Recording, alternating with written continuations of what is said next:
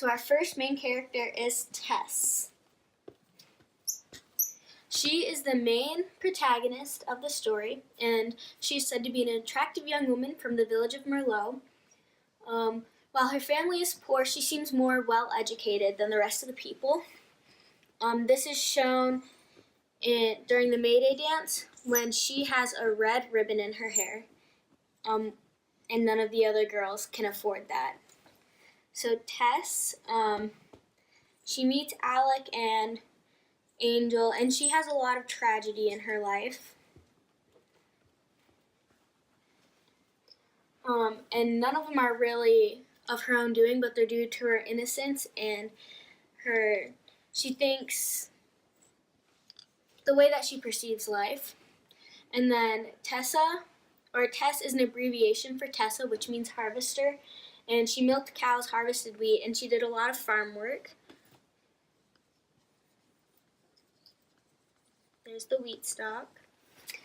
And it is also an English baby name, signifying Tessa's innocence that was perceived by the rest of the world. So then, just let me erase this with my little brother's cape. And our next character is Alec d'Urberville.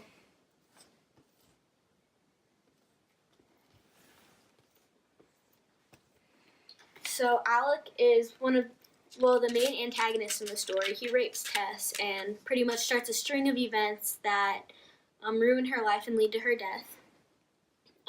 He is the only son of a wealthy person named d'Urberville Stokes, and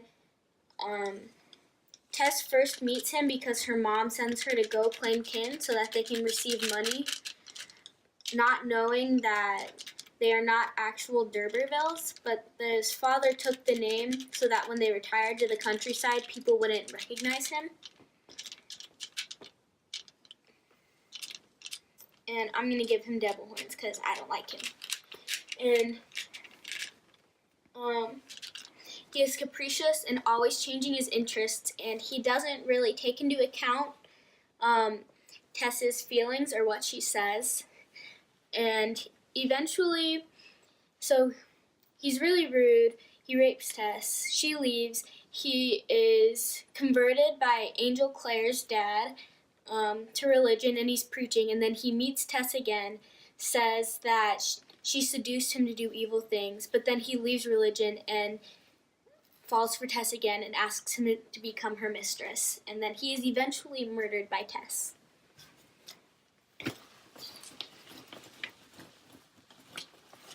Our next character is Angel Claire.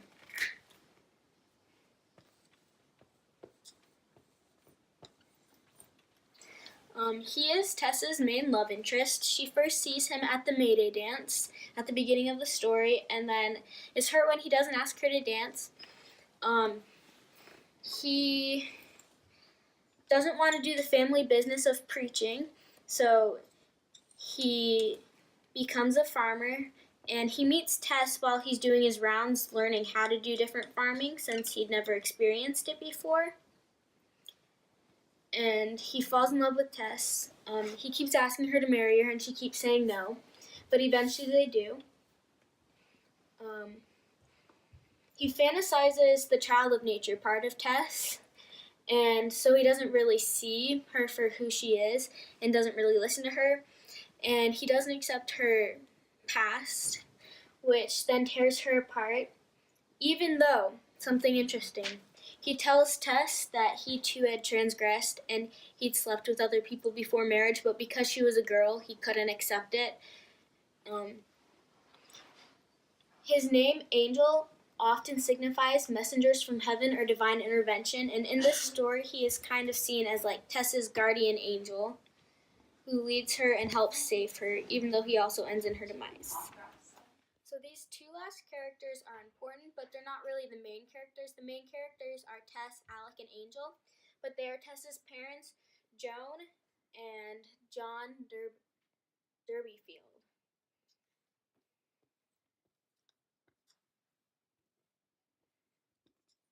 So we'll start with Joan. She is Tess's mother. She's a housekeeper and she has a lot of children. And she's not well educated and believes in many superstitions and folklore, and she brings that into their home. And she's also the reason that Tess goes to work with the D'Urbervilles in Trantridge, and then also that she goes to Talbot's dairy farm. So in a way, she's the reason that Tess meets the two men in her life and the main men in this story. The last name Derbyfield is a watered down version of D'Urberville, which shows her mom's commonness, and yeah. And it also shows how the family has fallen and lost their wealth. And Joan is also a common, simpler name that in some communities represents Savior, because even though she got Tess into the mess and is constantly pushing her, she also helped Tess in a way by leading her to Angel. So she's said to be really pretty, just like Tess, but she has a lot of kids.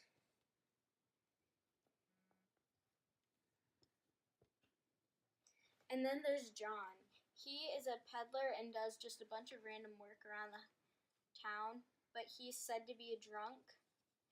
And when he finds out that he's related to a prestigious family, even though all of them are dead but him, he's the last living relative, it all goes to his head and he stops working as hard, which hurts his family. He also has a heart condition that in the end of the novel kills him. And John is a common name signifying his lack of prestige and wealth in the novel. And in Hebrew, it means to be too gracious or to be gracious, which he definitely is when it comes to certain things like spoiling his daughter. We know that Tess was more well educated than a lot of the girls in the town, and she also had the red ribbon, which it was said that a lot of people didn't have that. So even though he doesn't have a lot of money, he acts like he does. Tess of the D'Urbervilles.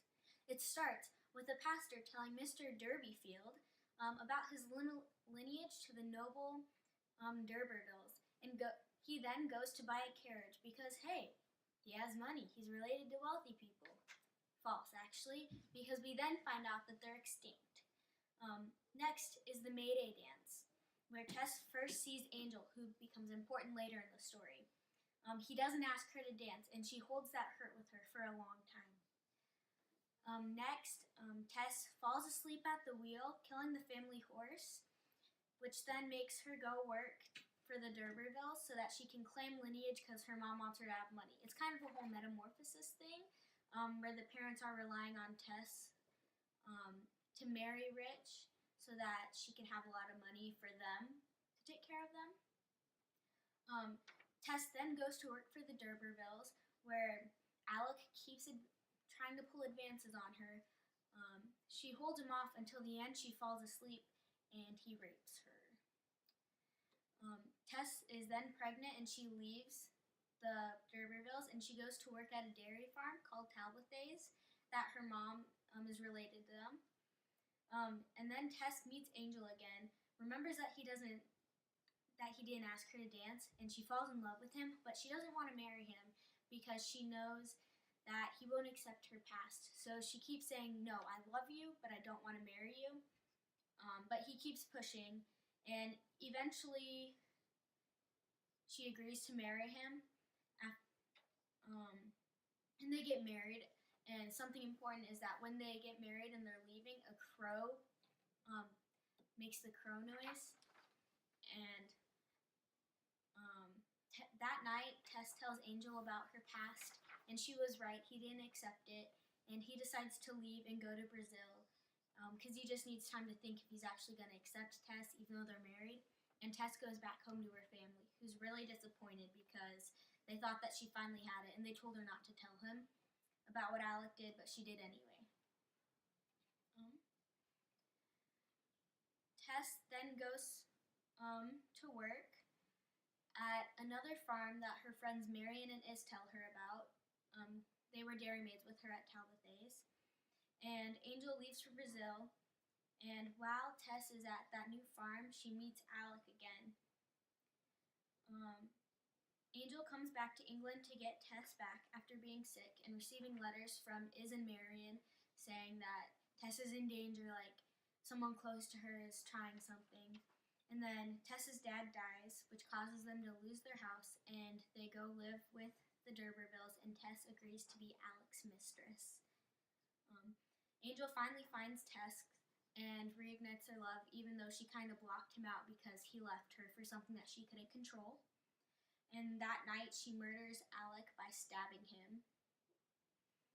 And then Tess tells Angel this, and she ends up getting arrested. And her last words were "Marry Liza Lou," which is Tess's younger sister, and they'll get married. And then the book ends with Tess being hung for murder, and Liza Lou and Angel are walking away. So Tess of the D'Urbervilles has a lot of different literary techniques, and there's multiple examples of each of these, the foreshadow, illusion, and motif. But I just picked one example for each one. So one example of foreshadowing was when the novel stated, or it said, "Under the trees several pheasants lay about, their rich plumage dabbed with blood.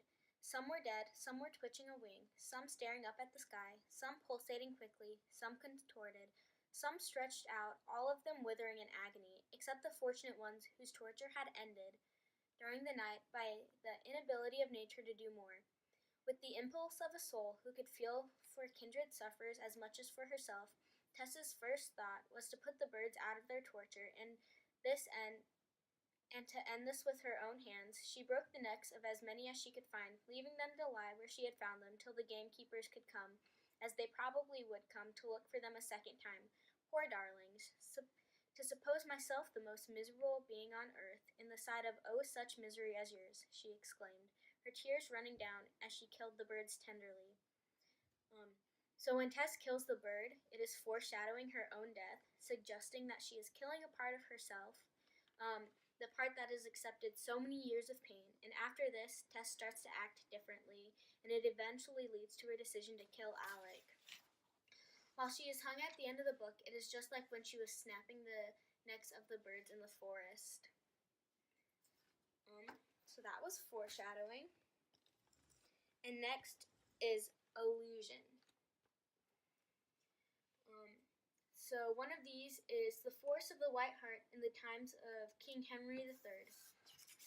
Part of the book says, "The veil was known in former times as the force of white hart, from a curious legend of King Henry III's reign, in which the killing by a certain Thomas de la Linde of a beautiful white hart, which the king had run down and spared, was made the occasion of a heavy fine. In this instance, Tess is the white hart that is being hunted, and it is alluding to her death by the actions of others. Throughout the story, she is being chased by people that want things from her. The family wants her to succeed so they can be cared for. Alec wants to marry her for his beauty and for his lustful desires. And Angel wants to marry her for similar reasons as Alec, but also in addition to Tess of his imagination that is purely nature, and the fact that he thinks that she's different than everyone else. All of these people chasing her leads her to break and to be hung, just like the white deer." And the last is a motif. The motif in this is feminism.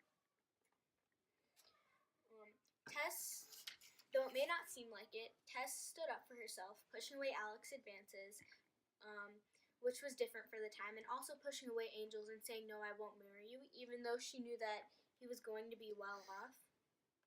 She is also always working hard and sticking up for her family. Lastly, she doesn't just accept the bad things that happen to her. She works towards her own happiness and desire, like her leaving her home to start a new life at Talbothays Dairy. And also, there's one instance where Angel kept calling her these names that she didn't understand, and she told him to stop. And once again, that was different for the times. Normally, women just accepted what came to them because that was their role.